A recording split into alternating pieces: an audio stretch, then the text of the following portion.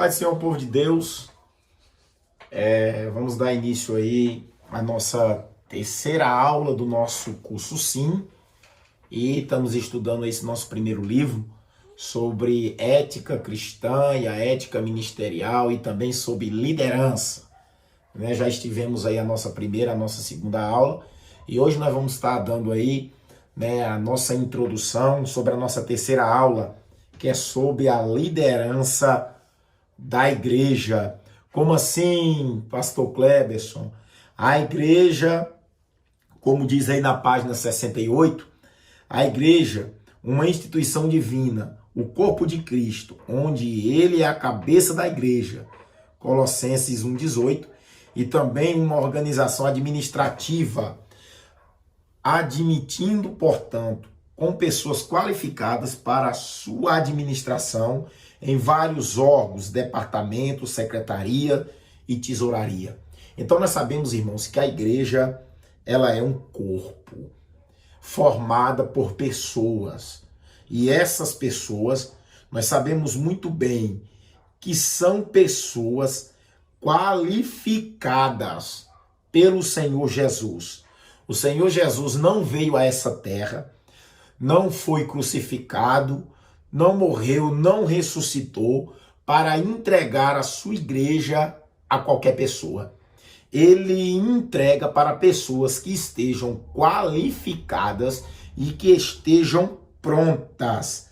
Os irmãos sabem muito bem que quando Jesus ele ressuscitou, naquele diálogo ali com Pedro, nós vamos entender que Pedro, chamado Simão, sempre encabeça na lista dos discípulos de Jesus e fazia parte do currículo mais íntimo do mestre. Era considerado como um homem sem letra, indouto pelos líderes judaicos de Jerusalém.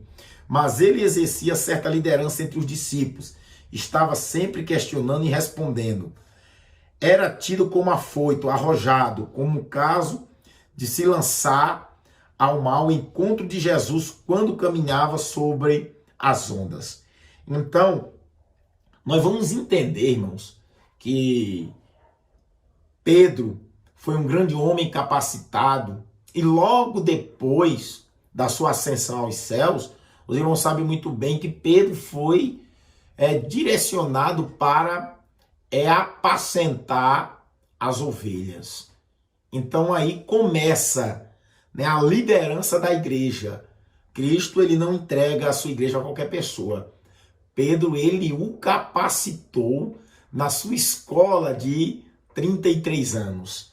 E logo depois, assim dentro da sua continuidade, começou também pelo apóstolo Paulo, considerado um dos mais, se não um dos mais influentes de todos os apóstolos, homem culto, letrado e conhecedor, profundo no judaísmo e na lei, conforme ele mesmo diz, lá em Atos, no capítulo de número 22 e versículo de número 3.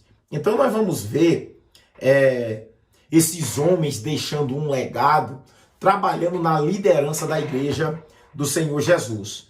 No primeiro ponto, nós vamos ver aí o líder eficaz para a igreja.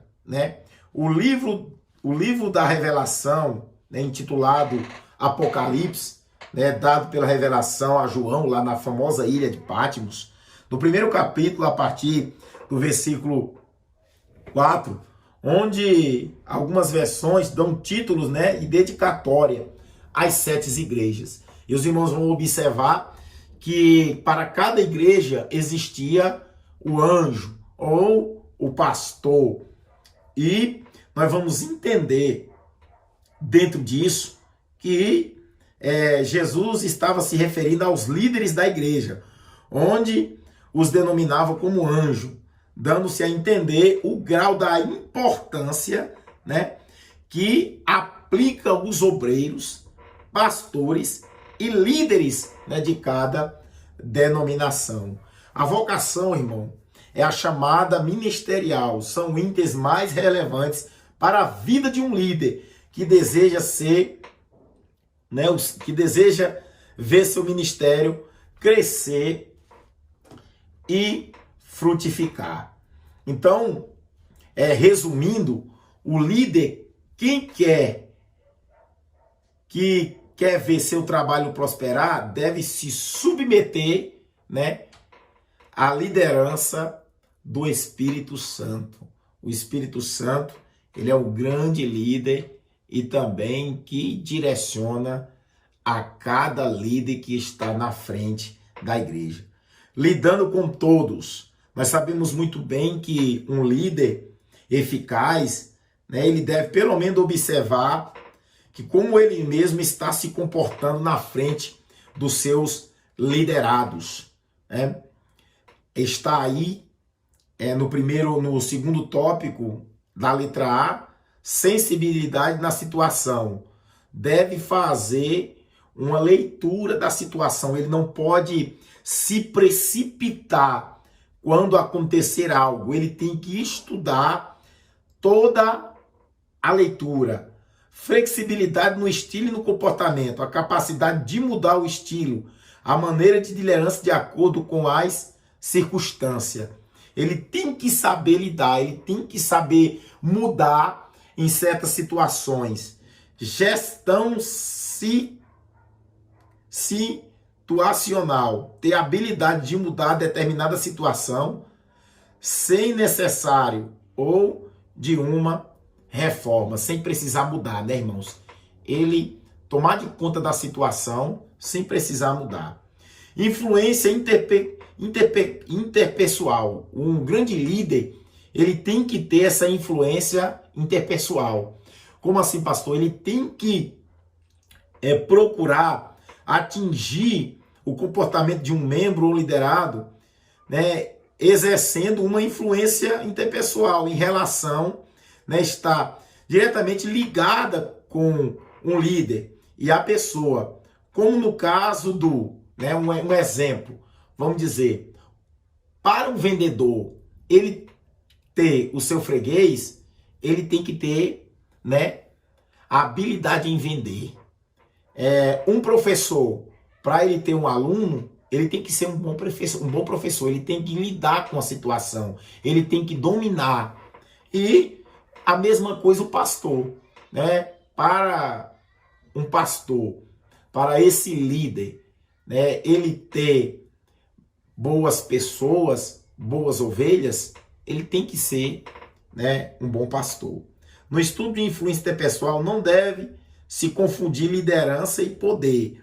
Uma pessoa pode ter poder e não desempenhar na liderança. A influência deve ser exercida sem a imposição de força, sem coragem ou impulsão por lei, mas sim por sensibilidade de quem conhece a sua equipe, né, seus grupos e seus liderados. Nós sabemos que aprendemos isso na lição anterior, que um bom líder, ele não exerce autoridade, ele se influencia aquela pessoa que está sendo liderado.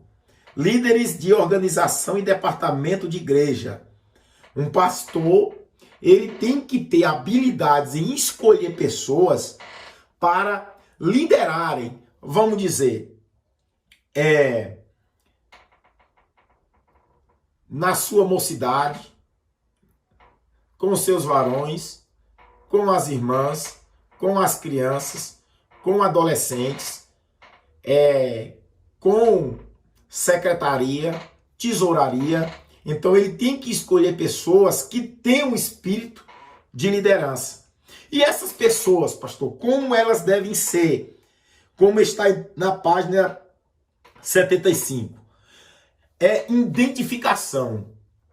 Um líder, ele tem que identificar-se com o seu grupo.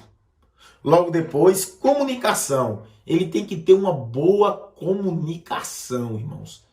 Um bom líder, ele se comunica. Tem muitos líderes que não são comunicativos e acabam prejudicando as pessoas que eles estão liderando. Então, um bom líder, ele tem que ser comunicativo. Relacionamento. Ele tem que ter um bom relacionamento, né?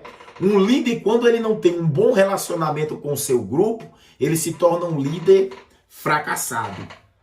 E o líder, né, a crítica e a repreensão. Quem lidera deve estar ciente de que é susceptível de receber críticas, as quais podem ser construtivas e destrutivas. Então, um líder ele tem que aprender que na sua trajetória de liderança sempre vai haver aquelas críticas que vão ser construtivas, que vão te dar ânimo e mais força para você construir suas ideias sobre as pessoas lideradas. E nessa caminhada também você não só vai encontrar aquelas pessoas que vão ser incentivadoras na sua liderança, vão também encontrar pessoas que vão exercer críticas destrutivas, que vão querer destruir a sua liderança. As leis da liderança, né? Existem leis, pastor, dentro da liderança? Existe. Vamos aí a primeira, a lei do limite. A capacidade de liderança e o limite que determina o grau de eficácia de uma pessoa.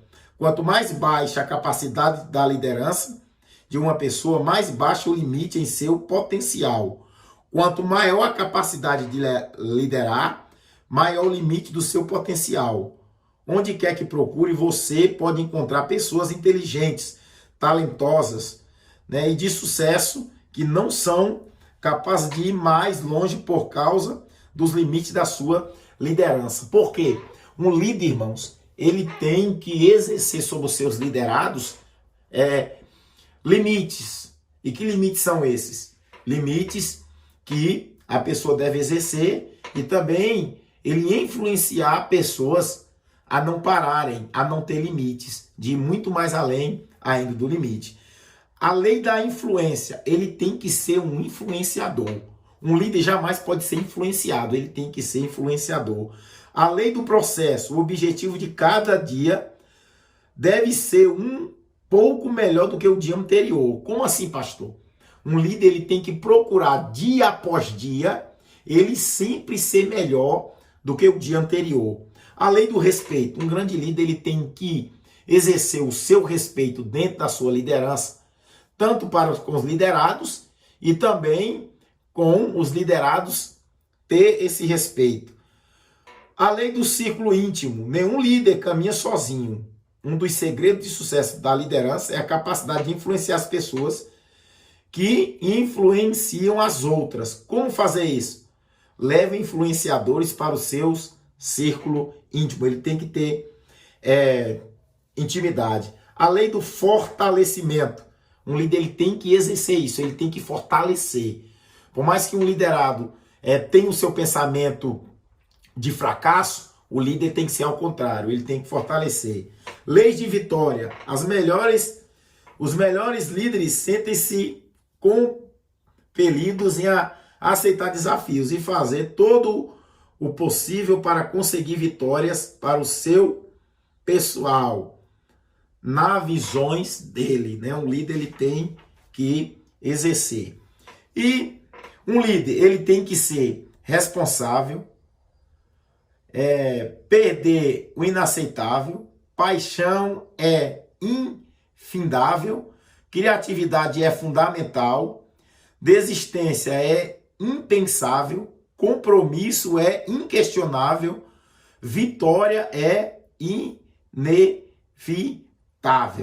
Também existe aí a lei do sacrifício. Nós sabemos muito bem que um líder ele tem que se sacrificar pelos seus liderados. Estudo de liderança, né? Os estilos de liderança.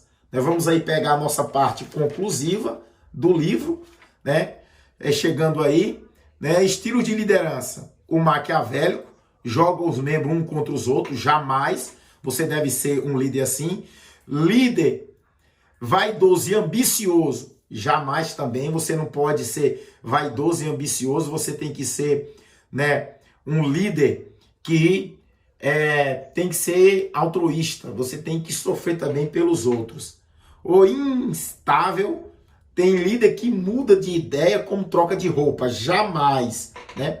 O líder, o paternalista, é bondoso até demais para os membros do grupo. como os filhos. Procure lhe dar presentes e prêmios e conforto, mas exige retribuição com o seu trabalho. Jamais, irmãos.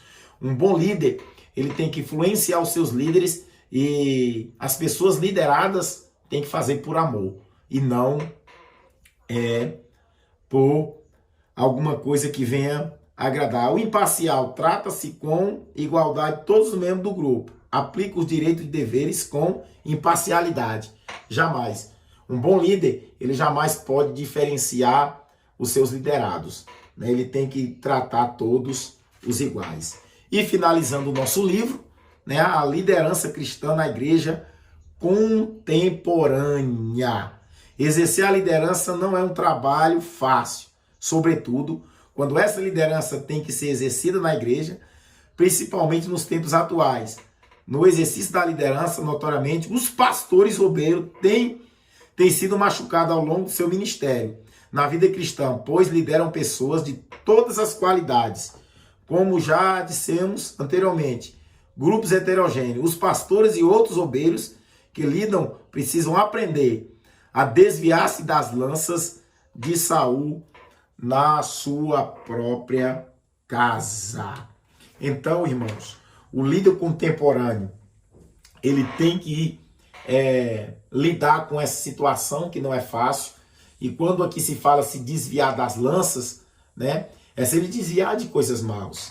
E na nossa parte conclusiva, da parte 85, vai dizer: o líder cristão deve estar bem atualizado no seu tempo. As ovelhas que estão chegando e a igreja, né, trazem consigo um alto grau de conhecimento, escolaridade e estilo de vida cheio de vícios. Não falamos aqui de vício como drogas, alcoolismo e outros, mas sim de sistema da vida atual, da sociedade, onde os valores referenciais de condutas não são observados. Se o líder não estiver atento, perde a comunicação com o rebanho. Por isso é importante os pastores e obreiros, de um modo geral, acompanhar a evolução social e estarem bem informados. Então, os líderes aí na situação contemporânea, eles têm que estar informados, tanto na atualidade, tanto no conhecimento, né, para lidar com as pessoas no sistema de hoje da atualidade. Então, irmãos, aí concluímos o nosso livro. Que Deus venha abençoar a sua vida, que Deus venha lhe dar estratégia para você, né, ser um bom obreiro e um bom líder e administrar aquelas pessoas que Deus tem colocado em suas mãos. Que Deus abençoe e que venha abençoar a sua vida, né, através desse livro, desse curso nosso do Sim. Agradeço aqui a todos e Deus abençoe.